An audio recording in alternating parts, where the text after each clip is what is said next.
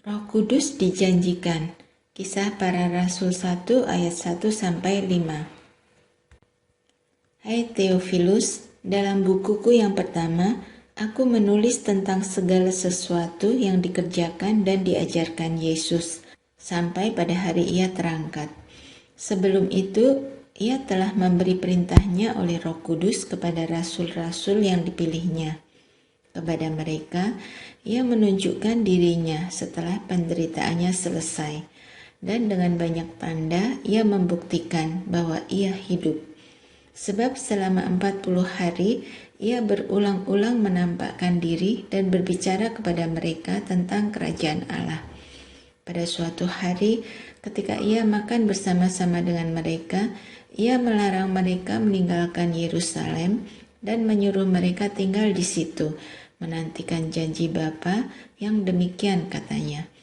Telah kamu dengar daripadaku, sebab Yohanes membaptis dengan air, tetapi tidak lama lagi kamu akan dibaptis dengan Roh Kudus. Yesus terangkat ke surga. Kisah Para Rasul 1 ayat 6-11. Maka bertanyalah mereka yang berkumpul di situ, Tuhan, maukah engkau pada masa ini memulihkan kerajaan bagi Israel? Jawabnya, engkau tidak perlu mengetahui masa dan waktu yang ditetapkan Bapa sendiri menurut kuasanya. Tetapi kamu akan menerima kuasa kalau Roh Kudus turun ke atas kamu, dan kamu akan menjadi saksiku di Yerusalem dan di seluruh Yudea dan Samaria dan sampai ke ujung bumi. Sesudah ia mengatakan demikian, terangkatlah ia disaksikan oleh mereka, dan awan menutupnya dari pandangan mereka. Ketika mereka sedang menatap ke langit waktu ia naik itu, tiba-tiba berdirilah 2 orang yang berpakaian putih dekat mereka, dan berkata kepada mereka, Hai orang-orang Galilea, mengapakah kamu berdiri melihat ke langit? Yesus ini yang terangkat ke surga meninggalkan kamu, akan datang kembali dengan cara yang sama, seperti kamu melihat dia naik ke surga. Rasul-rasul menanti-nanti. Kisah Para Rasul 1 ayat 12-14. Maka kembalilah rasul-rasul itu ke Yerusalem dari bukit yang disebut Bukit Zaitun, yang hanya seperjalanan sabat jauhnya dari Yerusalem. Setelah mereka tiba di kota, naiklah mereka ke ruang atas tempat mereka menumpang. Mereka itu ialah Petrus dan Yohanes, Yakobus dan Andreas, Filipus dan Thomas, Bartolomeus dan Matius, Yakobus bin Alfeus, dan Simon orang Selot, dan Yudas bin Yakobus. Mereka semua bertekun dengan sehati dalam doa bersama-sama dengan beberapa perempuan serta Maria ibu Yesus dan dengan saudara-saudara Yesus. Matias dipilih menggantikan Yudas. Kisah Para Rasul 1 ayat 15-26. Pada hari-hari itu, berdirilah Petrus di tengah-tengah saudara-saudara yang sedang berkumpul itu, kira-kira 120 orang banyaknya, lalu berkata, Hai saudara-saudara, haruslah genap nas kitab suci yang disampaikan Roh Kudus dengan perantaraan Daud tentang Yudas, pemimpin orang-orang yang menangkap Yesus itu. Dahulu ia termasuk bilangan kami dan mengambil bagian di dalam pelayanan ini. Yudas ini telah membeli sebidang tanah dengan upah kejahatannya. Lalu ia jatuh tertelungkup dan perutnya terbelah, sehingga semua isi perutnya tertumpah keluar. Hal itu diketahui oleh semua penduduk Yerusalem, sehingga tanah itu mereka sebut dalam bahasa mereka sendiri Hakal Dama, artinya tanah darah. Sebab ada tertulis dalam kitab Mazmur, biarlah perkemahannya menjadi sunyi, dan biarlah tidak ada penghuni di dalamnya, dan biarlah jabatannya diambil orang lain. Jadi harus ditambahkan kepada kami seorang dari mereka yang senantiasa datang berkumpul dengan kami selama Tuhan Yesus bersama-sama dengan kami, yaitu mulai dari baptisan Yohanes sampai hari Yesus terangkat ke surga meninggalkan kami, untuk menjadi saksi dengan kami tentang kebangkitannya. Lalu mereka mengusulkan 2 orang, Yusuf yang disebut Barsabas dan yang juga bernama Justus dan Matias. Mereka semua berdoa dan berkata, "Ya Tuhan, Engkaulah yang mengenal hati semua orang. Tunjukkanlah kiranya siapa yang Engkau pilih dari kedua orang ini untuk menerima jabatan pelayanan, yaitu kerasulan yang ditinggalkan Yudas yang telah jatuh ke tempat yang wajar baginya." Lalu mereka membuang undi bagi kedua orang itu, dan yang kena undi adalah Matias. Dan dengan demikian ia ditambahkan kepada bilangan ke-11 rasul itu. Pentakosta, Kisah Para Rasul 2 ayat 1 sampai 13. Ketika tiba hari Pentakosta, semua orang percaya berkumpul di satu tempat.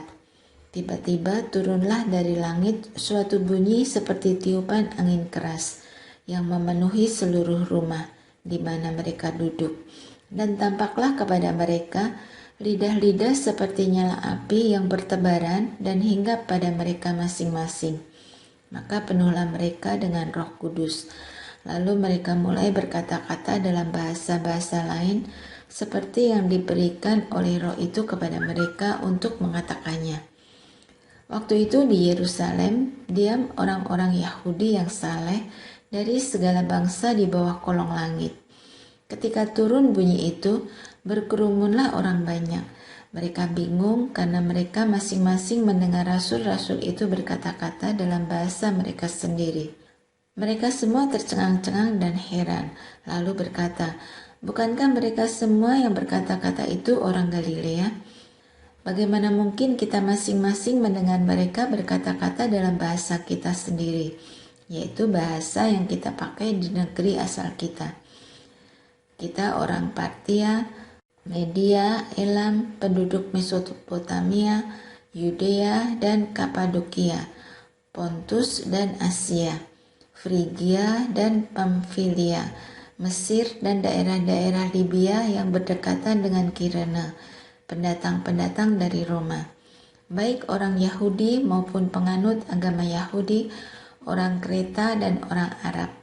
Kita mendengar mereka berkata-kata dalam bahasa kita sendiri tentang perbuatan-perbuatan besar yang dilakukan Allah." Mereka semuanya tercengang-cengang dan sangat termangu-mangu sambil berkata seorang kepada yang lain, "Apakah artinya ini?" Tetapi orang lain menyindir, "Mereka sedang mabuk oleh anggur manis." Khotbah Petrus, Kisah Para Rasul 2 ayat 14-40. Maka bangkitlah Petrus berdiri dengan ke-11 rasul itu, dan dengan suara nyaring ia berkata kepada mereka, "Hai kamu orang Yahudi dan kamu semua yang tinggal di Yerusalem, ketahuilah dan camkanlah perkataanku ini. Orang-orang ini tidak mabuk seperti yang kamu sangka, karena hari baru pukul 9. Tetapi itulah yang difirmankan Allah dengan perantaraan Nabi Yoel. Akan terjadi pada hari-hari terakhir, demikianlah firman Allah, bahwa aku akan mencurahkan rohku ke atas semua manusia. Maka anak-anakmu laki-laki dan perempuan akan bernubuat, dan teruna-terunamu akan mendapat penglihatan-penglihatan, dan orang-orangmu yang tua akan mendapat mimpi. Juga ke atas hamba-hambaku laki-laki dan perempuan akan kucurahkan rohku pada hari-hari itu, dan mereka akan bernubuat. Dan aku akan mengadakan mujizat-mujizat di atas, di langit, dan tanda-tanda di bawah di bumi, darah dan api, dan gumpalan-gumpalan asap. Matahari akan berubah menjadi gelap gulita, dan bulan menjadi darah, sebelum datangnya hari Tuhan, hari yang besar dan mulia itu. Dan barang siapa yang berseru kepada nama Tuhan akan diselamatkan. Hai orang-orang Israel, dengarlah perkataan ini. Yang aku maksudkan ialah Yesus dari Nazaret, seorang yang telah ditentukan Allah dan yang dinyatakan kepadamu dengan kekuatan-kekuatan dan mujizat-mujizat dan tanda-tanda yang dilakukan oleh Allah dengan perantaraan Dia di tengah-tengah kamu, seperti yang kamu tahu. Dia yang diserahkan Allah menurut maksud dan rencananya telah kamu salibkan dan kamu bunuh oleh tangan bangsa-bangsa durhaka. Tetapi Allah membangkitkan dia dengan melepaskan dia dari sengsara maut, karena tidak mungkin ia tetap berada dalam kuasa maut itu. Sebab Daud berkata tentang dia, aku senantiasa memandang kepada Tuhan, karena ia berdiri di sebelah kananku, aku tidak goyah. Sebab itu hatiku bersukacita dan jiwaku bersorak-sorak, bahkan tubuhku akan diam dengan tentram. Sebab Engkau tidak menyerahkan aku kepada dunia orang mati, dan tidak membiarkan orang kudus-Mu melihat kebinasaan. Engkau memberitahukan kepadaku jalan kehidupan. Engkau akan melimpahi aku dengan sukacita di hadapan-Mu. Saudara-saudara, aku boleh berkata-kata dengan terus terang kepadamu tentang Daud, bapa bangsa kita. Ia telah mati dan dikuburkan, dan kuburannya masih ada pada kita sampai hari ini. Tetapi ia adalah seorang nabi dan ia tahu bahwa Allah telah berjanji kepadanya dengan mengangkat sumpah, bahwa ia akan mendudukkan seorang dari keturunan Daud sendiri di atas tahtanya. Karena itu, ia telah melihat ke depan dan telah berbicara tentang kebangkitan Mesias, ketika ia mengatakan bahwa dia tidak ditinggalkan di dalam dunia orang mati, dan bahwa dagingnya tidak mengalami kebinasaan. Yesus inilah yang dibangkitkan Allah, dan tentang hal itu kami semua adalah saksi. Dan sesudah ia ditinggikan oleh tangan kanan Allah dan menerima Roh Kudus yang dijanjikan itu, maka dicurahkannya apa yang kamu lihat dan dengar di sini. Sebab bukan Daud yang naik ke surga, malahan Daud sendiri berkata, Tuhan telah berfirman kepada Tuanku, duduklah di sebelah kananku, sampai kubuat musuh-musuhmu menjadi tumpuan kakimu. Jadi seluruh kaum Israel harus tahu dengan pasti bahwa Allah telah membuat Yesus yang kamu salibkan itu menjadi Tuhan dan Kristus. Ketika mereka mendengar hal itu, hati mereka sangat terharu.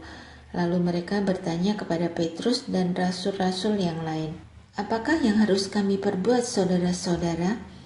Jawab Petrus kepada mereka, bertobatlah dan hendaklah kamu masing-masing memberi dirimu dibaptis dalam nama Yesus Kristus untuk pengampunan dosamu. Maka kamu akan menerima karunia Roh Kudus. Sebab bagi kamulah janji itu, dan bagi anak-anakmu dan bagi orang yang masih jauh, yaitu sebanyak yang akan dipanggil oleh Tuhan Allah kita. Dan dengan banyak perkataan lain lagi, ia memberi suatu kesaksian yang sungguh-sungguh, dan ia mengecam dan menasihati mereka, katanya, berilah dirimu diselamatkan dari angkatan yang jahat ini. Cara hidup jemaat yang pertama. Kisah Para Rasul 2 ayat 41-47. Orang-orang yang menerima perkataan itu memberi diri dibaptis, dan pada hari itu jumlah mereka bertambah kira-kira 3.000 jiwa. Mereka bertekun dalam pengajaran rasul-rasul dan dalam persekutuan, dan mereka selalu berkumpul untuk memecahkan roti dan berdoa. Maka ketakutanlah mereka semua, sedang rasul-rasul itu mengadakan banyak mujizat dan tanda. Dan semua orang yang telah menjadi percaya tetap bersatu, dan segala kepunyaan mereka adalah kepunyaan bersama.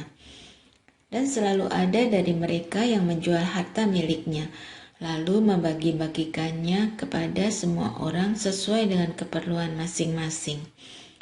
Dengan bertekun dan dengan sehati, mereka berkumpul tiap-tiap hari dalam bait Allah.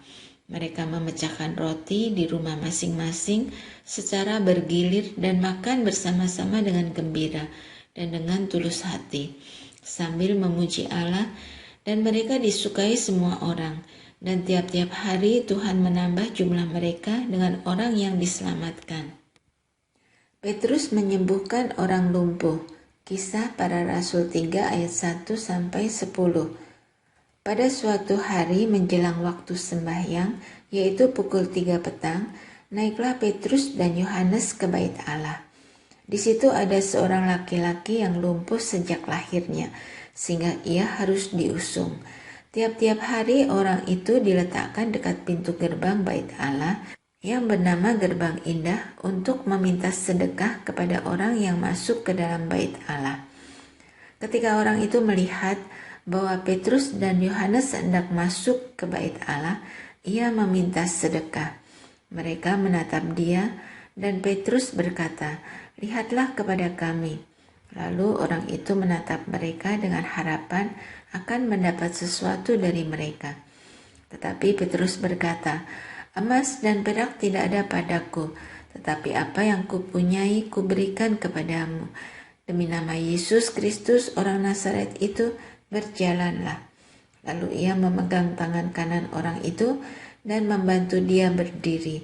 Seketika itu juga kuatlah kaki dan mata kaki orang itu. Ia melonjak berdiri, lalu berjalan kian kemari dan mengikuti mereka ke dalam bait Allah, berjalan dan melompat-lompat serta memuji Allah.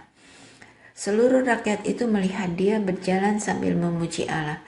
Lalu mereka mengenal dia sebagai orang yang biasanya duduk meminta sedekah di gerbang indah bait Allah, sehingga mereka takjub dan tercengang tentang apa yang telah terjadi padanya.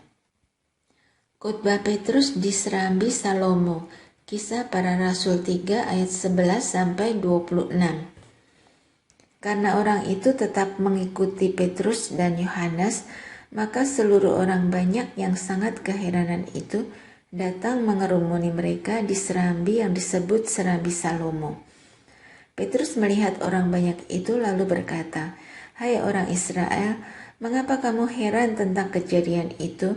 Dan mengapa kamu menatap kami seolah-olah kami membuat orang ini berjalan karena kuasa atau kesalehan kami sendiri? Allah Abraham, Ishak dan Yakub, Allah nenek moyang kita telah memuliakan hamba-Nya, yaitu Yesus yang kamu serahkan dan tolak di depan Pilatus, walaupun Pilatus berpendapat bahwa ia harus dilepaskan. Tetapi kamu telah menolak yang kudus dan benar, serta menghendaki seorang pembunuh sebagai hadiahmu.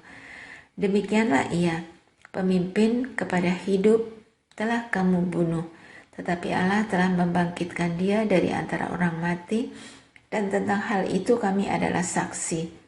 Dan karena kepercayaan dalam nama Yesus, maka nama itu telah menguatkan orang yang kamu lihat, dan kamu kenal ini, dan kepercayaan itu telah memberi kesembuhan kepada orang ini di depan kamu semua. Hai saudara-saudara, aku tahu bahwa kamu telah berbuat demikian karena ketidaktahuan, sama seperti semua pemimpin kamu.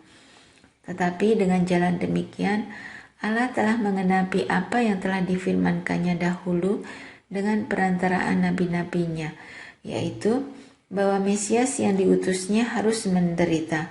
Karena itu sadarlah dan bertobatlah supaya dosamu dihapuskan, agar Tuhan mendatangkan waktu kelegaan dan mengutus Yesus yang dari semula diuntukkan bagimu sebagai Kristus. Kristus itu harus tinggal di surga sampai waktu pemulihan segala sesuatu, seperti yang difirmankan Allah dengan perantaraan nabi-nabinya yang kudus di zaman dahulu.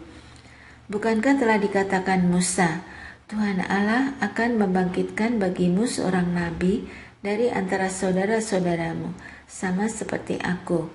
Dengarkanlah dia dalam segala sesuatu yang akan dikatakannya kepadamu.